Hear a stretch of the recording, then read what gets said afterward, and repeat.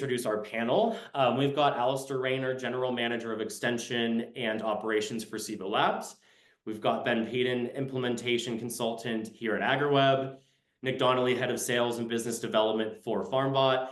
And I would say maybe he's the MVP of the panel, but Tom Webster with Bradley's Flats Pastoral Company. We're thrilled to have a producer here to share his perspective on how he's utilizing data and technology to truly run a more resilient operation during these dry seasons. So what we will cover today, I know that we've got some new faces who maybe don't know who Farmbot, Cibo Labs, or AgriWebb are. So we wanted to make sure that we provided a bit of foundational information for each of you around these tech solutions. And then what we will really, we're really excited to do is dive into real life scenarios that a lot of you are likely facing during dry seasons or even drought. So we will focus on grazing, specifically feed budgeting, livestock decision-making, as well as then water management. We'll then do a Q&A and conclusion to round things out. So to kick things off, I'm going to hand things over to Nick Donnelly to provide us the foundations of Farmbot. And again, Nick, I will drive slides for you, so feel free to let me know what you need. Thank you, Matt. Much appreciated, and thanks everyone for joining. If you could just flick over onto the next slide for me, Matt, that would be greatly appreciated. Farmbot gives you the ability to remotely monitor and control your water infrastructure from anywhere in the world. You're going to get a highly accurate view of livestock consumption, which ultimately is going to give you the ability to make better decisions, increase efficiency and profitability on farm. Next slide, please. Practical benefits, I mean, water availability. Do you have enough? How much have you actually got? How much has been consumed? All super critical when it comes to decision making. Labor. You don't need to be driving out there from tank to tank quite so often, or even flying in some extreme cases. It's extremely expensive, and you're really going out there for one single data point, which is, you can be a lot more efficient. And then the thing that sets Farmbot apart is the near real-time problem solving aspect. So alerts to problems when you actually need them and where those problems are actually taking place. So I guess I'd ask you to think how much water is actually available to you today. Do you have a leak? And how once you've listened to this, how you think you could actually benefit from technology such as remote water monitoring. So practically, what does it look like day to day? I mean, you're sitting in the ute, you've traveled through 3 or 4 different gates, you're having a look at stock. You can log in on your phone, on your laptop, and you can have a look at any one of the sensors that you can see in front of you there and get a real snapshot as to what's happening in near real time. I would say most common, to be honest with you, for our customer base is to use it on their mobile phone. So like I've just said, you're in the ute anywhere on your property, you can click on any of the infrastructure that you've had installed and immediately see what is happening at that point on your property. Practically, so you've got a top-down view of your property. We use a traffic light system. So each one of the flags that has been installed there is some Farmbot infrastructure. This property in particular is having a really good day, so everything's green. But what you would see is amber or red. So you can immediately then send resources to where they need to go when they need to go there. You can actually see as well, basing those decisions on actual water availability that's backed by data. And when pit that up against what you potentially do currently, which is just a practical water run, the possibilities, to be honest with you, are endless. What you can see now is one of our most used sensors. It's a tank level sensor. It's probably what we're most famous for. This would actually be an example of a slow leak. So I'll set the scene. It's sandy, there's no green patches, you don't know where the leak is. Immediately you've got more information than you otherwise would have. What that blue line represents is actual usage, so it's passed across The dotted lines represent an alert. So that low-level alert, you would have received a text message in near real time. Immediately, you know that there's something going on. And the red line there is a critical level alert. So you've got a massive issue. In an extreme water loss event, there's also a leak alert. So let's say 40 centimeters of water has disappeared in 60 minutes. You're going to get a text message in near real time that there's a massive issue happening. Say there's 250 head in the paddock. I was talking to some of the team yesterday. It's 42 degrees, I think it was, in Gundawindi in St. George. That's a massive issue. And knowing that in real time when the problem is actually occurring means you're going to potentially save a massive issue for your property. So the take-home message, and I think this is going to be shared by the rest of the team here on this call, is that we're here to help. Here to help you make better decisions, to collect data and base those decisions on real-time information. It's going to give you peace of mind. I mean, what we hear most from our customer base is that we give them peace of mind. Yes, we make them more profitable, more efficient, but it's really about knowing that you have access, from our perspective, to water in the first place, and then being alerted when something is going wrong. You can reallocate the resources, as I've said before, but you can also leave the property with peace of mind, knowing that you've got the visibility that you really require when it comes to your most critical asset. And then the last piece is you can start anywhere. It doesn't have to be on a tank. It could be a problem pump. It could be that you want to know how much water is falling across your property. Every single one of our customers starts small. Start with that one problem, fix that one problem. You'll see the benefit, and then you can build out from there. And as always, we're coming up to Christmas. We have an offer available. There's 9 days left, so get in there quick. The team's here, ready to take your call. Amazing. Thanks so much, Nick. Yeah, I think I was talking to a producer the other day, and they basically compared their water to money, right? And it was almost I think the saying was, look, if your bank account was, trickling, or, you're losing some pennies here and there, wouldn't you want to know? And water would be very similar, especially during these dry seasons. So thanks again, yeah, for sharing that, and excited to learn more, especially in these real life scenarios. Al, I'm gonna pass it over to you for Foundations of Cibo Labs. Great, thanks very much. And good afternoon, ladies and gentlemen. It's really great to be part of this panel, and a very timely opportunity for us to come together and talk about how we might plan for the coming summer months, but also, I guess, to have in the back of our mind just what we might do in terms of trying to be prepared for what might be coming into the future. So from our perspective here at Cibo, we've really been very focused since we were founded in 2018 by Phil Tickle and Peter Scarth on the why do we do what we do. And our why is why can't producers actually have better access to real-time information, particularly about their pastures and the condition of their pastures, and making that information more available, more accessible, and basically in real time. And so our focus is really on the basis of providing you with accurate, repeatable, reliable information so that you can make decisions as you need to have them, and also then to be preemptive in your decisions. So my background is as a livestock advisory officer. I've spent 30 years working in the beef industry. And unfortunately, in, I guess, 27 of those 30 years, I have been doing drought preparation or drought management discussions with producers. So there are a few things, I guess, that have come out of that experience that we have learned and really mesh in very well with the products that we're talking about, but I think more importantly, the strategies that we're looking at today. So what we really know is that to get your livestock to a point where you can manage them to meet your production targets, to meet your requirements, either for market or for breeding or just for maintenance and to carry yourself through, you really need to understand a couple of fundamental things.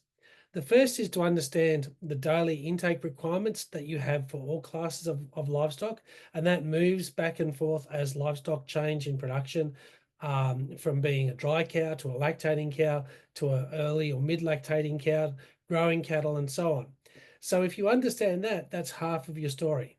But the second part is to actually have the confidence that you know how much pasture is actually available for you within the bounds of your operation. And this is a real challenge for a lot of people. We know, and we've been talking and doing a few surveys in the last few months, that people say that they regularly assess their pastures, but the amount of time that people put aside to assess their pastures varies from about 1 hour to about 10 hours. On average, it's sitting at about 2 hours to 2.5 hours for properties that are under 1,000 hectares. To me, that's not the opportunity to see the entire variation that occurs across paddocks, let alone across an entire property. So the variation that we see is going to be quite significant, and that can really throw out your ability to plan well if your estimates are out. So having the confidence in repeatable, accurate, reliable information is really important. And this is where we come in with our satellite data that is reinforced then by about 7.5, nearly 8,000 ground truthing sites across the country. What we are able to do is provide you with that complete overview, that visibility across all of your land types, across all of your pastures, whether it's on a farm level with the Australian Feed-Based Monitor, which is freely available to all LPA accredited producers. So you no longer need to be an MLA member to access that information, to our Pasture Key subscription that gives you that 10-meter resolution, so paddock by paddock. And if you look at this image here, what you see is the variation that exists within paddocks. Now, driving across that in the ute, you don't necessarily always pick that up. And so being able to understand that what you see is not necessarily what's really there is important to understand. So for us, and I guess in terms of long-term improvement, we do that by achieving and exploiting variation and understanding where your variation is so that you can exploit those opportunities. In a dry time, it is really about understanding variation and understanding the demands that you have so that you can actually plan out. We know that producers often underestimate how much feed they have. They often underestimate how much their livestock consume as well. And so we want to try and redress that balance by giving you that repeatable and reliable information.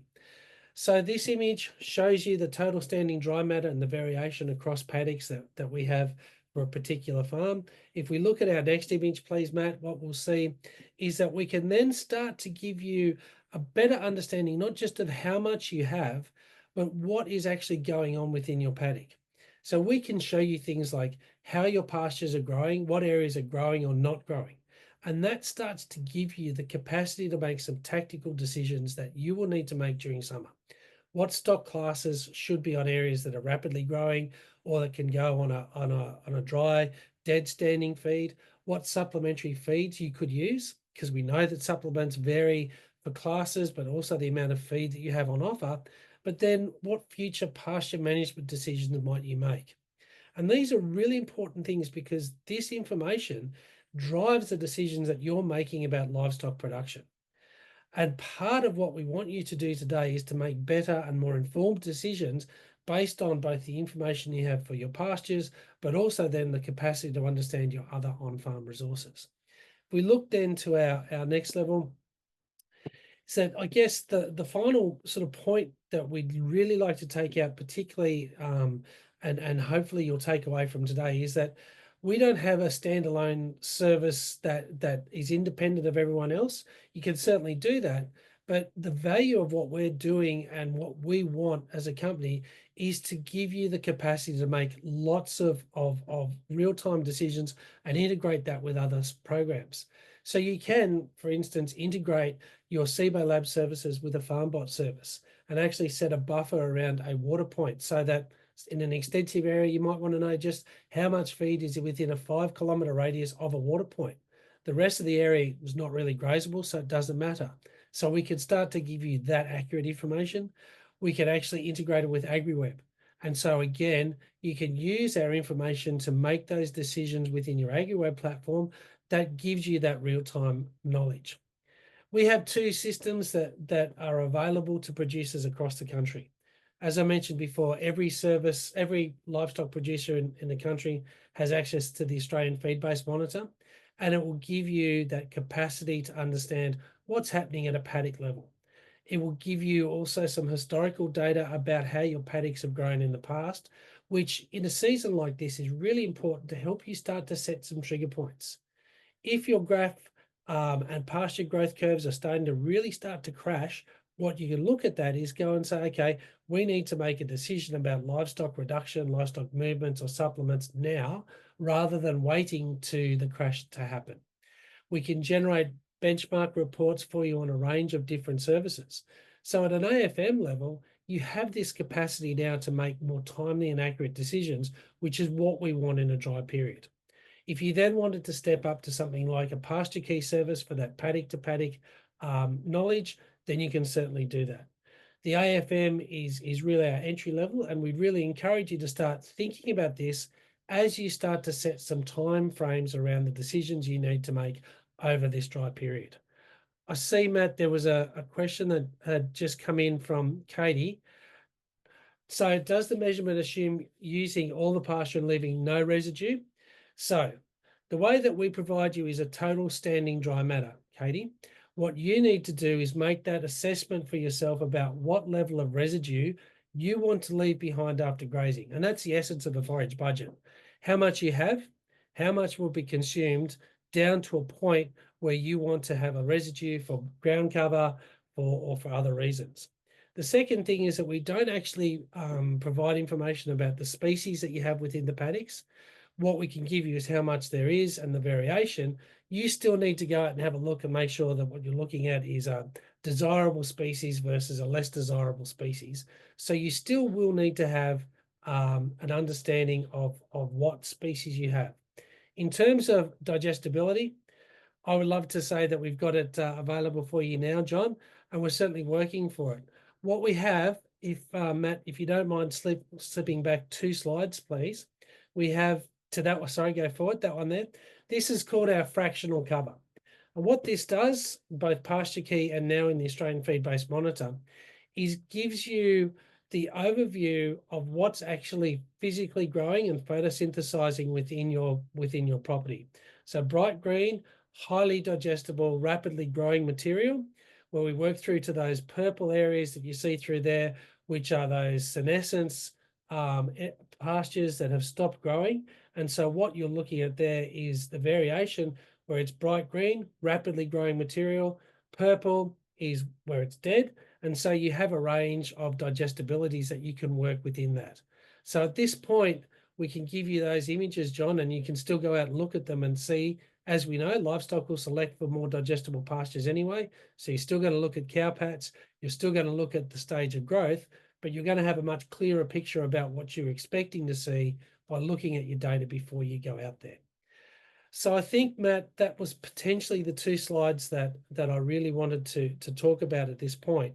Other than that, for us, good decisions, and in a drought and a dry season, good decisions are based on time, having a clear timeline and having some clear benchmarks that are reliable and repeatable and objective.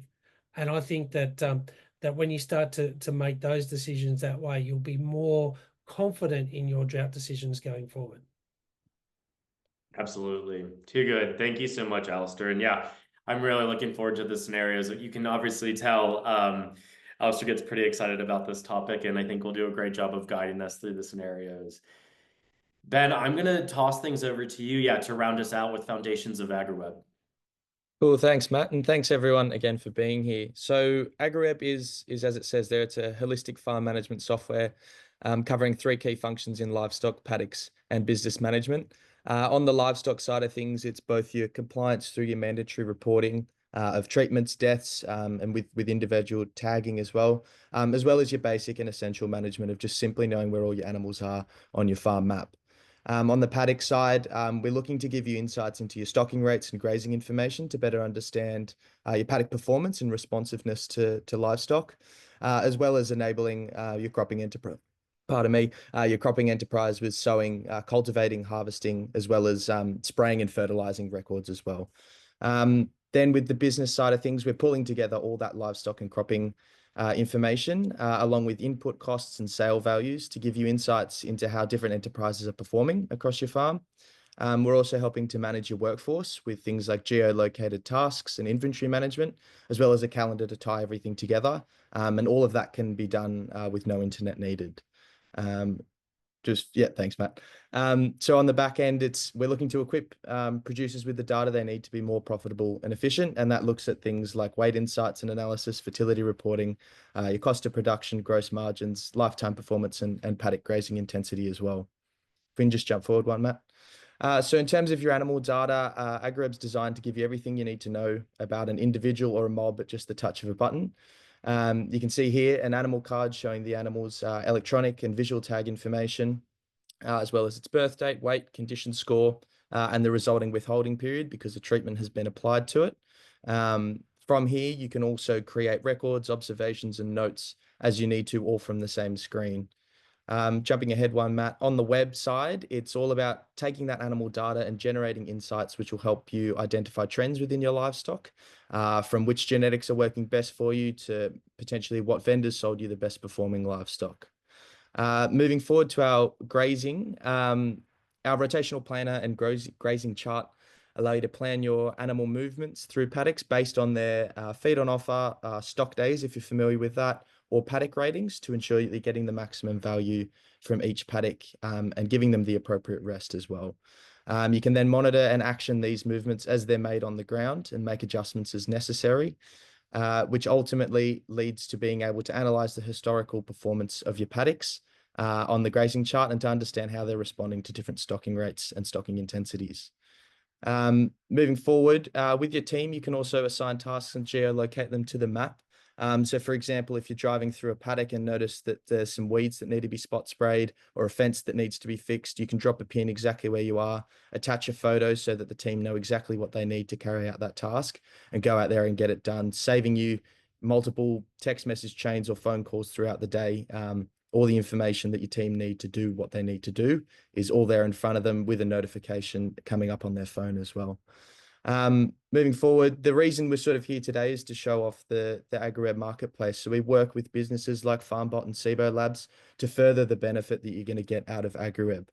By pulling together all these different resources, AgriWebb becomes a hub to manage everything on farm and gives you the insights to improve your business every single day. Thanks, Matt. Great job, Ben. Yeah, and again, we're super excited to have integration partners like Farmbot and Cibo Labs a part of this discussion. And again, it makes really managing through those drier seasons a truly holistic approach. So as we move forward, now is kind of the main event. So really excited to bring Tom into the discussion and get some of his perspective. But we'll dive into 3 specific scenarios.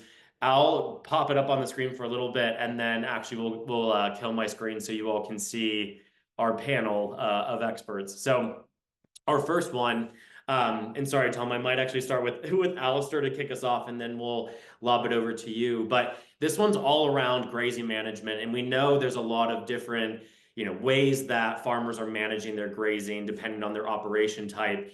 This one in particular, when we think about a real life scenario, right, it's pretty much as simple as you need to get a group of cows from point A to point B, but part of that is ensuring you've got enough feed to support that herd or that mob throughout your rotations. So obviously there's considerations here, but Alastair, I'm going to kill my screen, but let you start talking about how folks should be considering, approaching this type of scenario from your point of view, and then we'll go to Tom.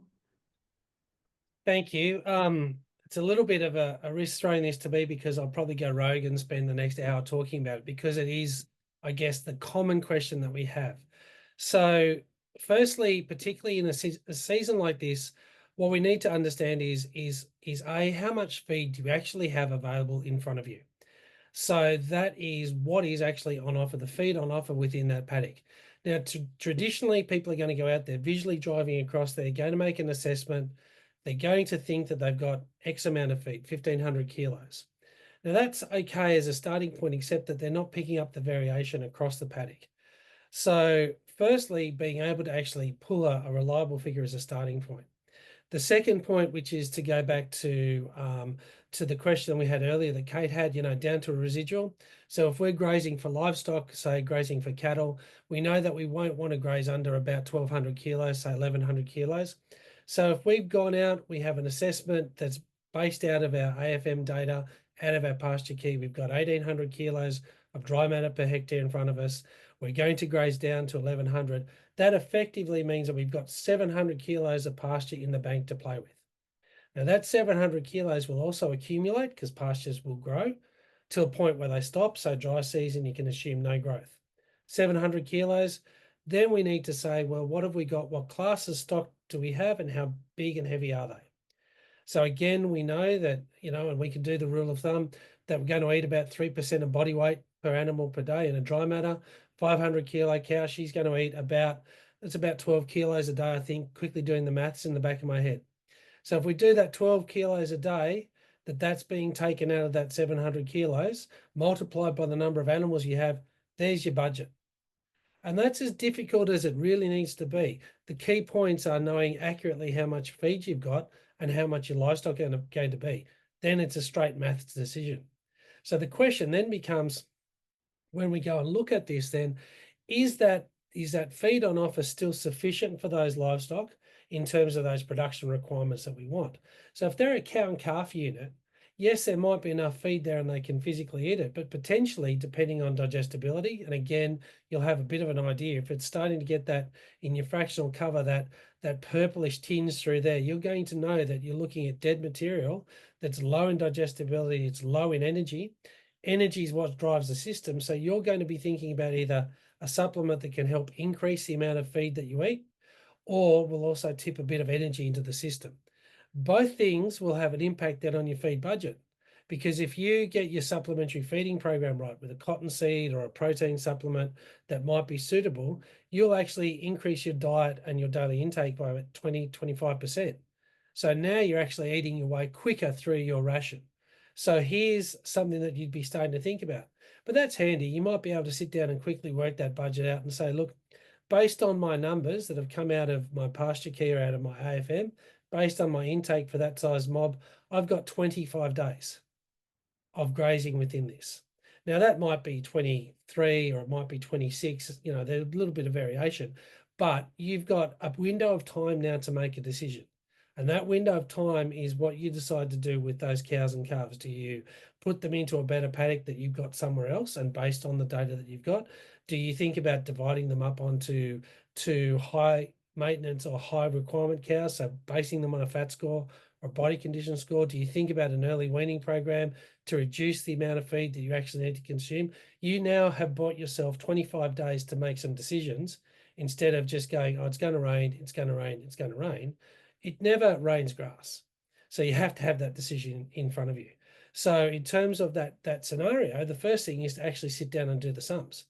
Give yourself the time frame to play with, and then you can start to make some strategies to move forward with. How's that go, Matt? That was great. I was just writing down "It never rains grass." I think it's a really great soundbite. But Tom, yeah, I'm going to lob it over to you. And I know, again, you manage very differently. Would you mind, just sharing with folks who are joining us today, how do you think about grazing management on your operation? Yeah, thank you for inviting me on, and I'm glad Alastair went first because he's done all the heavy lifting on that. So really, I'm just going to be reiterating what he said, but I think the challenge for us individually, and I'm sure a lot of producers, is depending on sort of the size of your operation, is getting across the whole operation to do exactly what Alastair just explained. Whether you have 1,000 hectares or 10,000, we sort of have, I think, about 300 paddocks across our operation, and trying to do that feed budgeting sort of intensively can be really time consuming. It's obviously quite critical task to undertake in those seasons or in those situations, and anyone can do it because Alastair broke it down into its simplest form. But it's about having the time to do it when there are so many other sort of on-farm requirements and jobs and stuff to get done. It's being able to utilize the tools that these companies provide us to do it faster, more effectively, and more accurately. So essentially, we do what Alastair said. It's a visual assessment at the moment, and looking at what we have across the whole farm in terms of our carrying capacity, from either breeders, pregnant breeders, or dry stock at the time, or our weaners and next weaner heifers and such. So it's a very manual, intense process at the moment, collecting that data, doing the consumption sort of calculations, and then and figuring out what window we have of feed until we have to start going into supplementary feeding, and or destocking and those sort of things. So it's quite a simple process, but it can take a lot of time and energy for people to do the old school way. Yeah, I really like the nugget. Obviously, yeah, you run a fairly large operation, and maybe actually before I even ask the question, would you mind even taking a step back and setting the stage about Bradley's Flats Pastoral Company, and just maybe give our attendees a better idea of the type of Sure. So at the moment, Bradley's Flats is sort of we're located in sort of central west of New South Wales. The property's made up of sort of two aggregations, 20, 25 minutes apart from each other, of approximately 5,500 hectares, let's say. So we are in a sort of we're in a high rainfall area, elevations 1,200, 1,300 meters above sea level. So we sort of have snow in winter, which is our sort of concern, and our feed gap is typically in winter due to cold, wet weather. Our summers are quite forgiving, which is good. It's the benefit of having to wear gloves for 3 months, is we get forgiving summers and good springs and such. So we can have different. So we're a cattle and lamb producer. We breed with approximately sort of 3,500 breeders, 90% Angus, and a little bit of Hereford still, and first cross and cross lambs. So that's sort of us. We're probably 80% breeders and 20% traders, for when the season allows, to eat that extra grass, and matching that sort of class of stock to the feed we have available. So that's us in a nutshell. And yeah, so you had the second part of your question. Sorry, I was going to say I definitely wanted you to set the stage, because I had failed to do that originally, so our attendees knew a better idea of the background of Bradley's Flats. But yeah, I think to your point, you had mentioned, and actually I might lob over to Ben, and then Alastair, feel free to respond as well. But yeah, as you were talking about the role technology can help producers with, is really expediting. In this case, it might be feed budgeting or forage budgeting, others livestock decision making, or water management. But I guess maybe one thing from a grazing standpoint, are you currently using technology to support with that? Or to your point, you said it's mainly eyeballing. But I guess anything maybe from like a data point perspective that you think the attendees should be considering if they're not already doing that? So I'm about to start a trial with the Cibo labs, after sort of being listening to a few webinars myself, and understanding the value of the product, and looking to start utilizing their specific product within our business to see if I can utilize it to save myself time. So that's first and foremost. I'm currently a Farmbot customer and an AgriWebb customer. I'm sort of very pro ag tech, if you will. I think, irrespective of the size of your operation, if you want to farm for profitability, I guess, you have to. In these days and age, which everyone always says our costs are going up. I'm not sure if you employ, whether people employ people or not, or if it's, all internally run within the family, is that you have to try and get as much done within a day and increase productivity and profitability. And if I'm driving around doing pasture measurements, if I'm driving around checking tanks and troughs, kind of like how my parents and my grandparents ran the operation. I'm not thinking about how to increase the using that time to increase the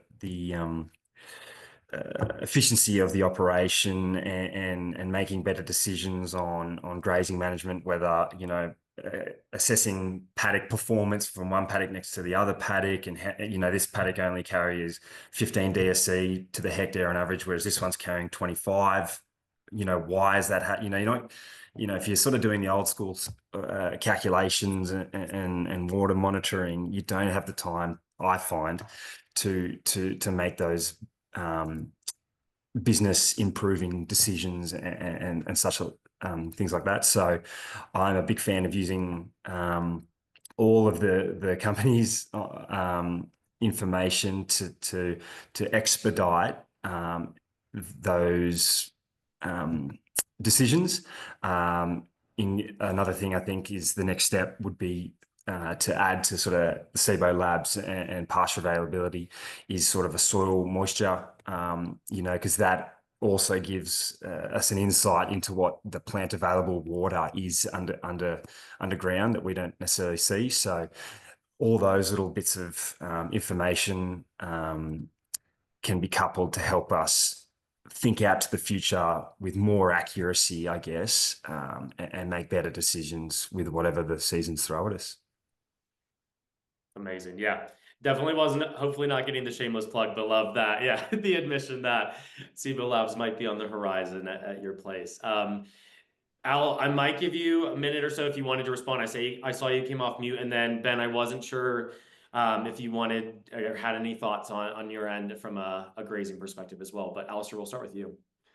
Yeah, thanks. And I think that there's a couple of really good things that I just probably wanted to follow up, because they are really key points, and it's important not to overlook them.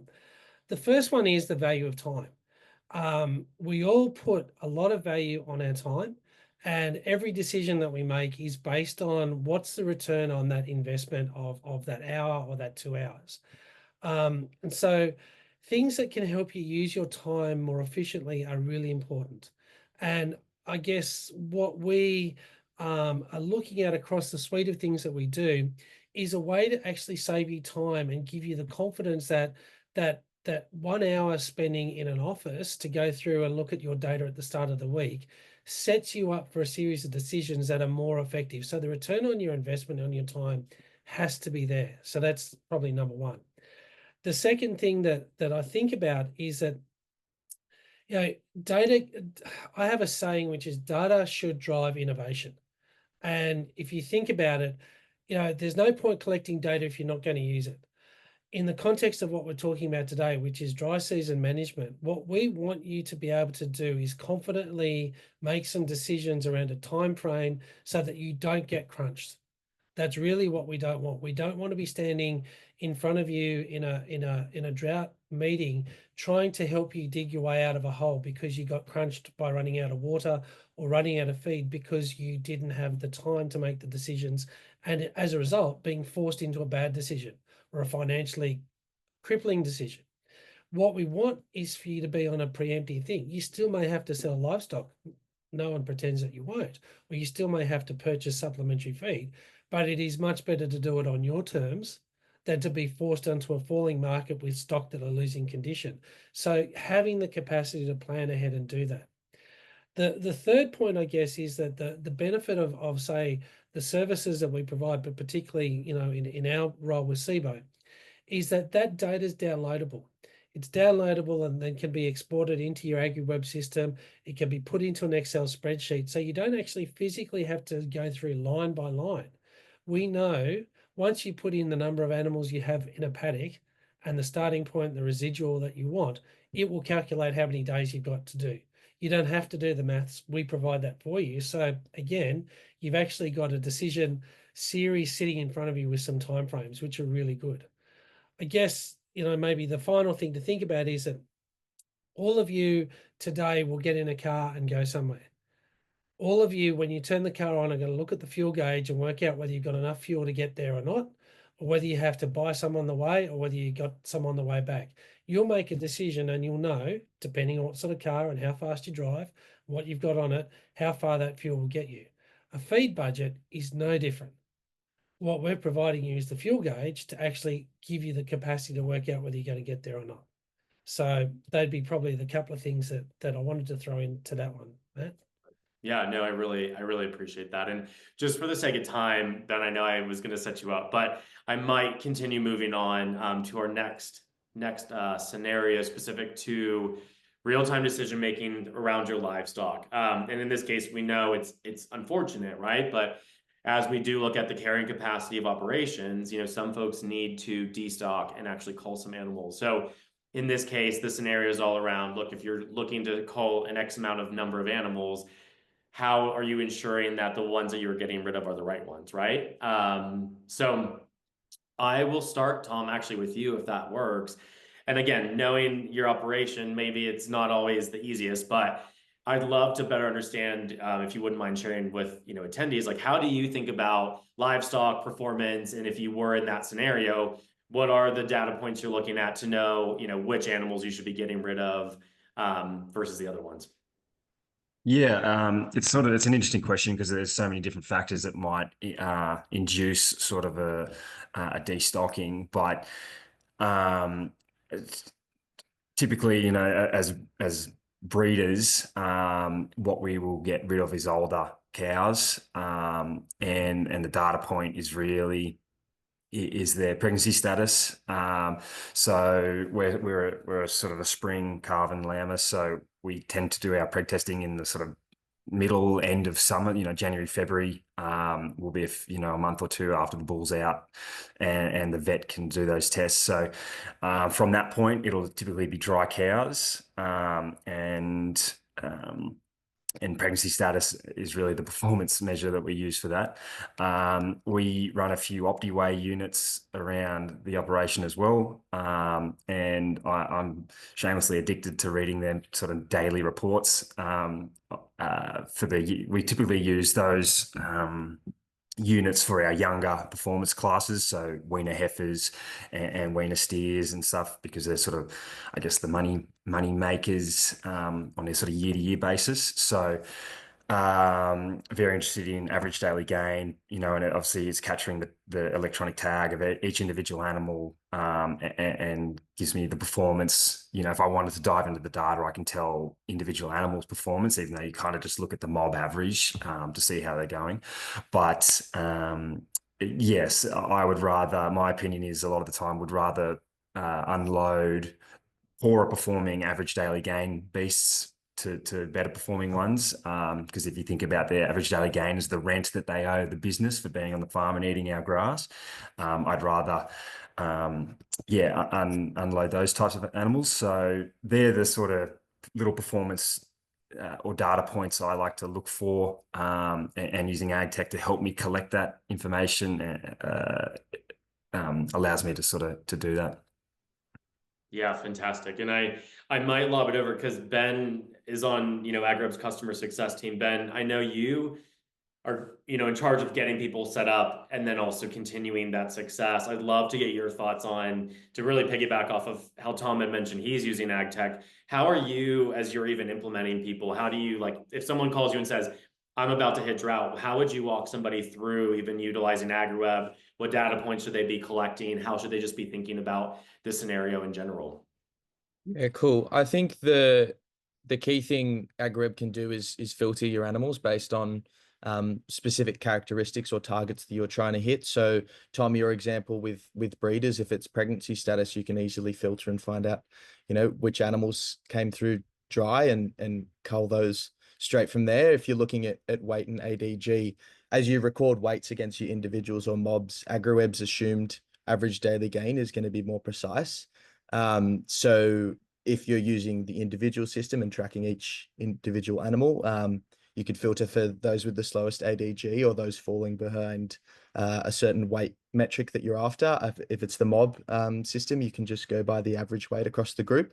If you then compare this information with, as we mentioned, the feed in paddocks and how many grazing days are remaining in those, you can make decisions about where to then move those animals to try push them to get to that target, that weight target.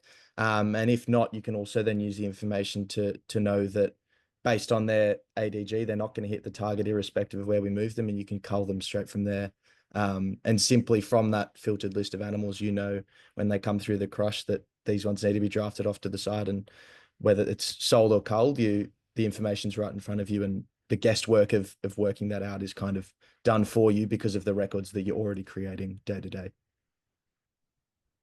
Oh, I see you're off mute. Do you want to respond? Yeah, told you I'd go rogue on this one. This is again, let's step it back to the context of what we're talking about at the moment, and I guess let's not forget some of the lessons that we've learned in the last couple of big droughts. So a couple of, we're talking about benchmarks and the capacity to filter. Let's actually refine that a little bit further.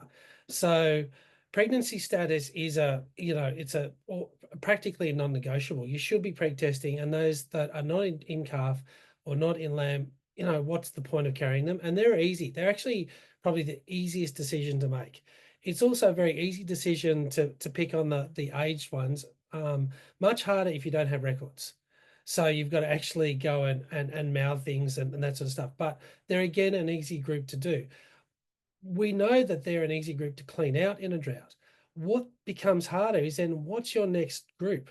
It's your targeted hit list group. And this is where the data that you need to have comes in. And it's got to be more than just the pregnancy status or even ADG. ADG is important, but in a breeding herd, ADGs, cows go up and down all through the year. What you're actually looking at is things that are more subtle and more nuanced. Which cows go into calf consistently at the start of the joining period? Which ones are the ones that are trailing out longer and longer? Because those ones that take longer to go back into calf, they're the ones that are reducing the overall herd fertility. They're a group that can go pretty quickly. Now, you're not going to get that unless you've got, accurate records to be able to do that. So that's a group of targeted hit list animals that can go, that you take away from that. The second thing starts to be on body condition. So are you recording body condition? And again, lots of people like to keep their cows boxed up in ear tag color. We keep them, the green tags always with green tags, red tags always with red tags, which is a crazy way of thinking about it, because it's not age that's actually driving their intake. It's actually their weight, and also then what condition score they've got to do what they want to do. You really need to be drafting your cattle into fat score 2s, fat score 3s, fat score 4s. Fat score 4s, you can then allocate to that low digestibility paddock that you can see on the back of the map over the back. Those fat score 2s, they need your love and attention right now with some extra feed. So where's your best paddock and what's the decisions you make? So the data you make gives you the capacity to make these accurate decisions to avoid being crunched. And these are lessons we learnt with a lot of pain over a lot of years. Let's not forget them as they come. So yes, maybe not all of us are in drought now, but gee, it's a good chance to start getting some data and have that target hit list to start to think about if you do have to cull. I love that. It's a good reminder, right? It's better to plan versus be in the middle of it and then trying to scramble and figure out, where's your data. So I love that as a key takeaway for this one. And Tom, again, really good insights into how you're utilizing data to make those decisions, and Ben, you as well. Just thanks for connecting those dots into your experience. We'll move on to our last one. I know we've got about 10 minutes left. Definitely want to have time for Q&A, but no need to rush. This last one, right? Water is such a valuable resource, if not the most crucial resource for the success of an operation. Obviously a specialty for Farmbot. And really, we just wanted to keep the scenario pretty specific and I guess broad, but sorry, that's an oxymoron, very broad, around, making sure that you have enough water for your livestock. Nick, I'm going to start with you. I want to get you into the conversation. Really, this is Farmbot specialty. So how do you work with, and obviously you shared some of the solutions, but how are you working with producers in a bunch of different, providing them with the data points needed to make sure they've got water, to make sure their operations are successful through these dry seasons? Thank you, Matt. I've probably been too quiet for too long, haven't I? Look, water, you've kind of touched on it already. It's liquid gold. Nothing grows without water. No one likes the word insurance, but having something like Farmbot essentially you're ensuring your most prized asset, right? You literally can't grow anything without water. You should have the visibility of as to what's going on the daily. What Farmbot enables you to do is log in from anywhere and actually see it in near real time. And you've touched on it, Alastair touched on it before, all these amazing things you guys are talking about in terms of analysis. I mean, if you cut in half the requirement to drive around your property, doesn't matter what size it is, if you cut that in half, you have more time. You've got more time on your hands to start thinking about what decisions that you need to make to be more profitable, to be more efficient. That's essentially what Farmbot does on a very basic level. We can go into all sorts of different, levels of detail. You can download data, you can analyze that data, you can do year-on-year comparisons, all sorts of stuff. But at a very basic level, we do give you back time. And it's not difficult to demonstrate that. We hear it all the time from our customer base. And then the other thing I touched on earlier was the peace of mind aspect. I can't put a price on it, but knowing that stock's got access to water at all times, knowing that we're going to tell you when something's going to go wrong in near real time as well, it has profound effects, to be honest with you, on every single person that pretty much every single person that we speak to.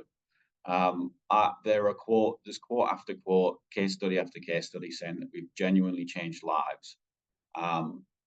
The business exists for our customers, so it's very, very much customer centric, and it's about not even solving a problem per se. It's about changing the way that things operate for the better. And yeah, giving back people the option to choose what they do with their time is really where it all falls back to. Yeah, I love that. I love the repetition that I'm hearing, right, is time is such a valuable resource. And obviously time savings is huge. So Tom, I might lob it over to you to finish us out, but I'd love, maybe it's a two-part question, but at Bradley's Flat, how are you all thinking about water? And then obviously with Farmbot as a user of it, I'd love to better understand what it's like, having that peace of mind, or how are you all currently utilizing Farmbot on your operation to run it more efficiently? Yeah, no. So essentially, probably like a lot of operations, is we have a combination of sort of dam and creek fed paddocks. But we also have, and where I'd like to sort of move us towards slowly in time, is more tank and trough based watering points for stock. I think stock do better typically on troughs than they do on dams, which can get sort of dirty and wormy. And so we have a combination of both types of water, and we'll probably only say 20 or 30% tank and trough at the moment, and that sort of changes every year. We always try and add a bit more, but for that 20 or 30% of the farm that sort of under that is, and they have a Farmbot monitor on those tanks. As I said, I almost never really think about them anymore. I just put stock in there. As I said, I've had 3 or 4 warnings over the last sort of 2 years that I've had the product. At 2 a.m. I might get the text and the email saying, "Hey, you've gone from 99% down to sort of 75, whatever my trigger was."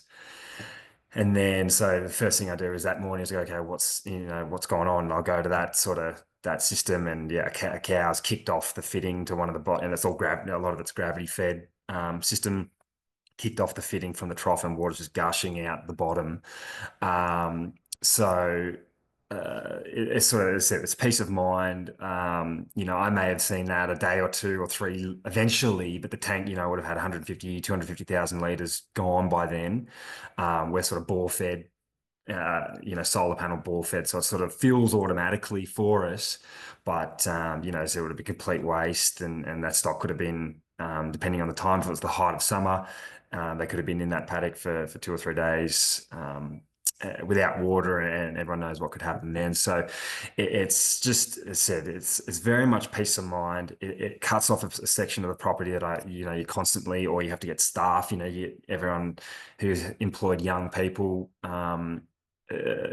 they don't necessarily look. We have the old float sort of flags on the tanks from the parents' days that they used to use, and they were put there so for when people were driving past on a stock move, they could look across the paddock and see if the tank was full or not. But people never, it's very hard to get people to care about your livestock as much as you guys. So it takes away the risk also for when you have people employed in your business to care about those things as well, which I find a huge benefit. So yeah, it's sort of, but the dams and the stuff that still requires the visual every time you're moving stock in and out and stuff. But for anything that's got a Farmbot, it sort of makes things much, much easier for me. Yeah, that's incredible. And I saw John had just asked, and I think you touched on this, but just to confirm, do you monitor troughs as well as tanks? Tom, was just a question for you. I don't monitor. No, I don't have the Farmbot product on each trough. As I said, I'd love to put one in every dam, and I'm sure Nick's going to give me one for $1 each, and I'll be able to put it in everything. But there's obviously a cost. As I said, it's a decent size operation with lots of paddocks, lots of troughs. That's the gold standard, and I'd love to get there. And that's, but no, I'm only currently doing the main water source at the tank, and just, and sort of confident with the plumbing and stuff. And as I said, if there are sort of leak problems, it'll tell me across the whole system, and then I've got to go find it. But yeah, the next step is getting much more specific on dam and trough sort of monitoring. Yep. Awesome. Well, too good. Well, I know that we're technically at time, but we've got a few questions, and then I do want to follow up with just one final takeaway from each of our panelists. So I think we can crank through these pretty quickly. We'll start with you, Alastair. So Cibo Labs, there's 2 questions specific, so both about accuracy. So how accurate is pasture assessment in heavily timbered country, and how accurate is assessment of top feed? Okay, so good questions, Bruce. And I think you know the answers to this.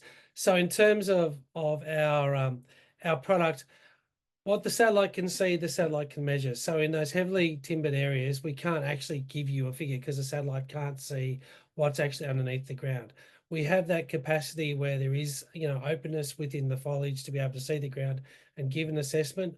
And that does happen, but in those densely timbered areas on the Eastern Fall or other areas, it's not something that we're going to provide an assessment to, because if we can't see the ground, it's very difficult to do that. We know there's feed in there, but it's not going to be a thing that we would comfortably want to say, because we haven't seen that in that sense. In the terms of mulga and top feed, look, again, we're trying to exclude those species that are not contributing to the biomass as such. So things like mulga and so on, we've got a couple of projects in the southern rangelands and in the northern rangelands where we're looking at doing more data collection on the ground around mulga, particularly where the satellite can see that. And we know that stock do eat top feed, and let's not pretend that they don't.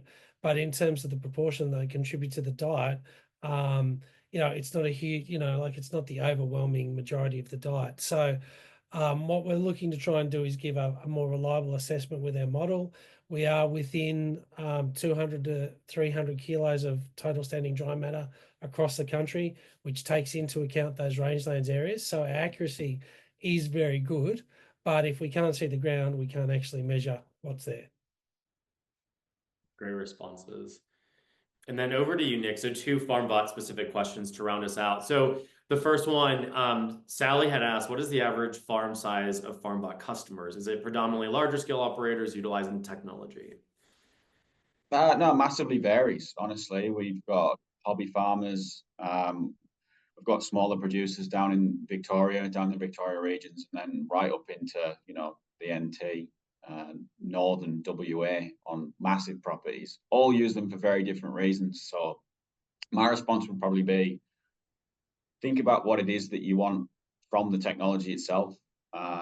that's the type of conversation that we would have with you if you were to pick the phone up and have a chat with the team, is really understanding what information do you actually need. Yeah, you're good. And then how we can help. Awesome. Go on, Yeah. Matt, sorry. Oh, you're good. And then the next one's a bit more technical, but with Farmbot, how do you monitor if there's no mobile coverage over part or all of the property?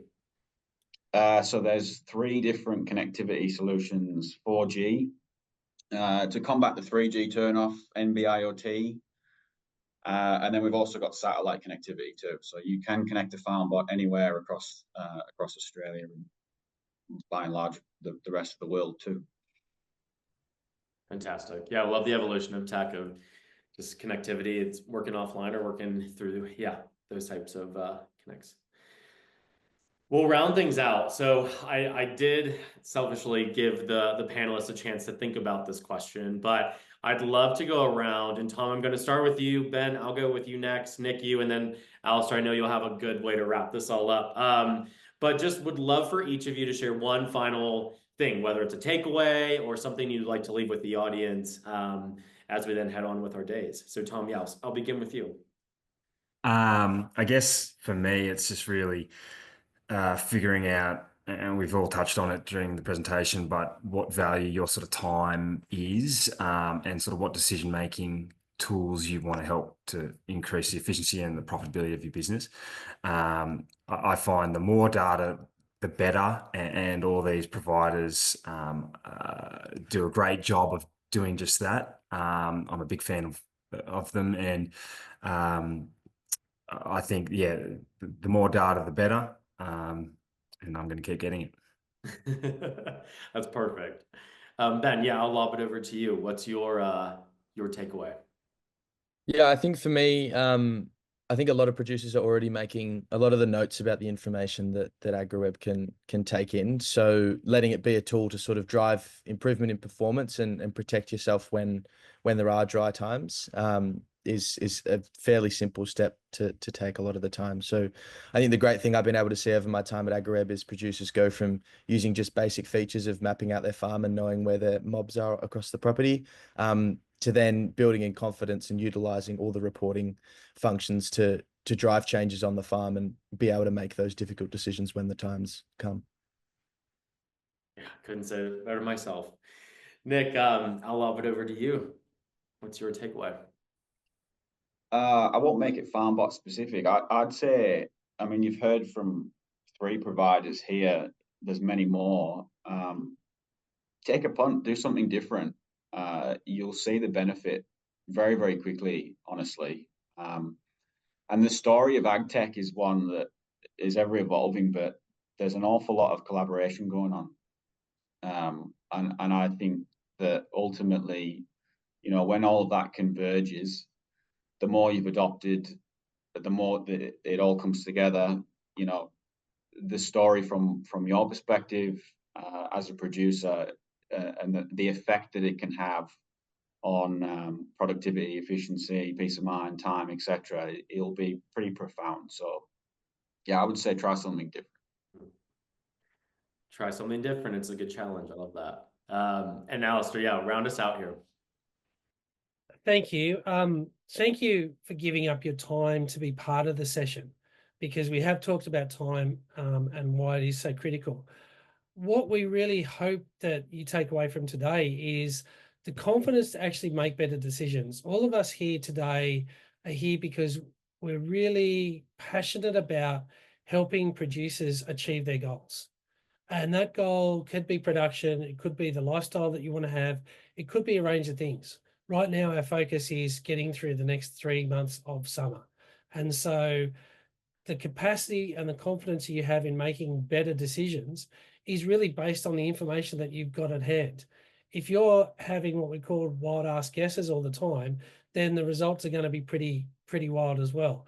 We want to try and take that away from you. We want to try and give you confidence and accuracy and reliability. So you can have a look at the products that we have and think about how they fit into your system. You don't have to go, everything that you don't have to go the whole bells and whistles, but we have got, things like the AFM as a simple entry point to get you into that starting point. Really important. And then you can start to integrate it with better decisions. But ultimately, where we want you to end up with is feeling comfortable and not being crunched by decisions that you could have taken earlier but didn't, and as a result are in a worse position than you would have liked to have been. I'm not going to try to wrap it up better than that. I just want to first thank you, the panel, for joining us today, and just for sharing your wisdom, your thoughts, and perspective. I thought it was really powerful. Also, thank you to those who attended. As a reminder, we will be sending out a recording to all who have registered and attended of this webinar, so be on the lookout for that over the next couple of hours. But all in all, again, thank you all. And obviously, if you have any questions for any of our panelists, don't hesitate to reach out. And have a good one, everybody. Thank you.